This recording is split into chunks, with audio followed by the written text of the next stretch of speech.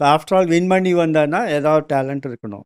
Okay. But இதுதான் இதோட கேபினெட்லேயே ஒரு ப்ராப்ளம் என்னென்னா, எல்லாருமே புதுசாக இருந்தால் ஏன்னா ஒன்று வெளி உலகத்துக்கு ஆக்சஸ் இருக்காது. யாரோட இப்போது டிஸ்கஸ் பண்ணோம், நெகோஷியேட் பண்ணோம் அதெல்லாம் இருக்கும். இவங்க எப்போவுமே இந்த ப்ரெஸ் செக்ரட்டரின்னு வரும்போது, இப்போ நம்மளுக்கு எம்இஏலேருந்து தான் வருவாங்க அது மாதிரி, இல்லை இந்தியன் இன்ஃபர்மேஷன் சர்வீஸ்லேருந்து வருவாங்க. அவங்களுக்கு போன 40 வருஷம் ஹிஸ்ட்ரி தெரிஞ்சிருக்கணும். ஓகே. வெறும் நான் போன 4 மாதத்தை வச்சுன்னு பேச முடியாது இந்த மாதிரி இருக்கிறவங்களாம். ஓகே. ஐ டோன்ட் நோ எவ்வளோ ஹிஸ்ட்ரி அவங்களுக்கு தெரியும்னு. எல்லோரும் இப்போ என்ன சொல்கிறாங்க, 25 வருஷம் ரிலேஷன்ஷிப் இருக்குது நம்மளுக்கு. ஓகே. அதெல்லாத்தையும் மறந்துட்டு, மறக்கிறது கூட தெரியாமல் இப்போ பேசிட்டு இருந்தால் அது வந்து வேறு. நம்ம எப்போவுமே ஹிஸ்ட்ரியில் தான் நம்ம மூழ்கியிருப்போம் நம்ம. ஓகே. பிகாஸ் நம்ம எம்இஏன்னு பார்த்தீங்கன்னா ஃபாரின் ஆஃபீஸே அவங்களுக்கு வந்து 40 வருஷம் ஹிஸ்ட்ரி இருக்குது அவங்களுது.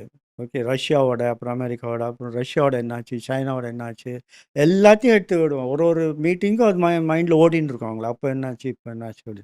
பட் இவங்க வந்து அன்னன்னைக்கு ரியாக்ட் பண்ணிட்டு இருக்காங்க அவங்க.